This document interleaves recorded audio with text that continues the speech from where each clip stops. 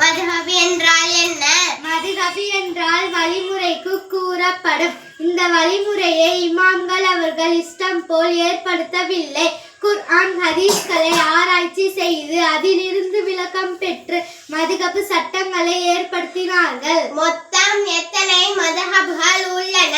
4 மதுஹப்கள் உள்ளன. 4 மதுஹப்கள் தேவைதானா? ஆம், தேவைதான். ஒரே ஒரு மதுஹப் மட்டும் இருந்தால் போதாதா? போதாது. ஒரே ஒரு மதுஹப் மட்டும் இருந்தால் நம்முடைய உத்தம நபி ஸல்லல்லாஹு அலைஹி வஸல்லம் அவர்கள் செய்து வந்த மற்ற 3 முறைகளும் இல்லாமல் ஆகிவிடும். 4 மதுஹப்களிலும் செயல்படக்கூடியவை நபி ஸல்லல்லாஹு அலைஹி வஸல்லம் அவர்கள் காட்டி தந்த முறைகள் தானா?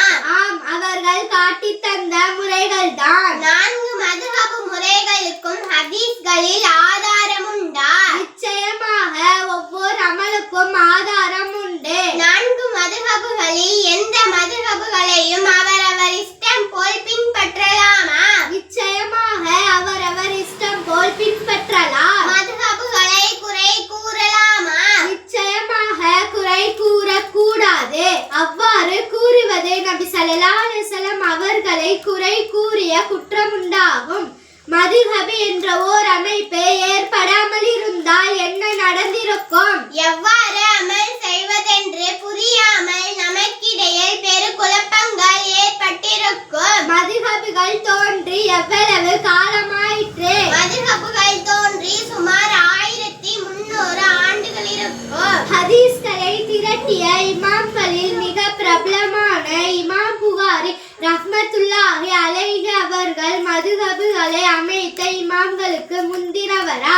இல்லை, மதுஹபை அமைத்து தந்த இமாம் அபூ ஹனீஃபா ரஹ்மத்துல்லாஹி அலைஹி அவர்களின் வஃபாத்திற்கு பிறகு சுமார் 100 வருடத்திற்கு பிறகுதான் இமாம் புகாரி ரஹ்மத்துல்லாஹி அலைஹி அவர்கள் தோன்றினார்கள். ஹதீஸ்களை சேகரித்த இமாம்கள் மதுஹப்களின் அமைப்பை குறை கூறியதுண்டா? அவர்களில் யாரும் எந்த மதுஹப்களையும் குறை கூறியது இல்லை.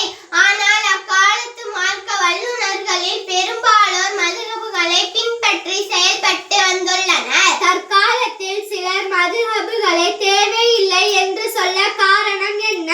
முஸ்லிம்களாகிய நம்முடைய ஒற்றுமையை குலைக்க எதிரிகள் செய்யும் சூழ்ச்சி. சுமார் 1300 ஆண்டுகளுக்கு மேல் உலகெங்கிலும் உள்ள முஸ்லிம்கள் 4 மதுஹப்களை பின்பற்றி வரும்போது தற்போது சில ஆண்டுகளாகத்தான் இவ்வாறான குழப்பங்கள் ஏற்பட்டுள்ளன. தலையை மறைக்காமல் ஆண்கள் தொழுவது கூடுமா? கூடும், ஆனால் தலையை மறைக்காமல் தொழுவது சுன்னத்திற்கு மாற்றமானது. வசதி இருந்தும் வேண்டுமென்றே தலையை திறந்து தொழுவது நபி வழிக்கு மாற்றமானது. மேலும் நீண்ட காலமாக எல்லா நாடுகளிலும் எப்பொழுதும் முஸ்லிம்கள் தொப்பி அணிந்து வந்துள்ளனர். இவ்வாறு செய்வதால் முஸ்லிம்களுக்கு மதிப்பு இருந்து வந்தது. நின்று கொண்டு சிறுநீர் கழிக்கலாமா? உடல் நலம் குன்றி அமர்ந்து சிறுநீர் கழிக்க முடியாத சமயங்களில் நின்று கொண்டு கழிக்கலாம். ஆனால் முடிந்தவர்கள் இவ்வாறு செய்யக்கூடாது. அனைவருக்கும் அஸ்ஸலாமு அலைக்கும் வரஹ்மத்துல்லாஹி வபரகாத்துஹு.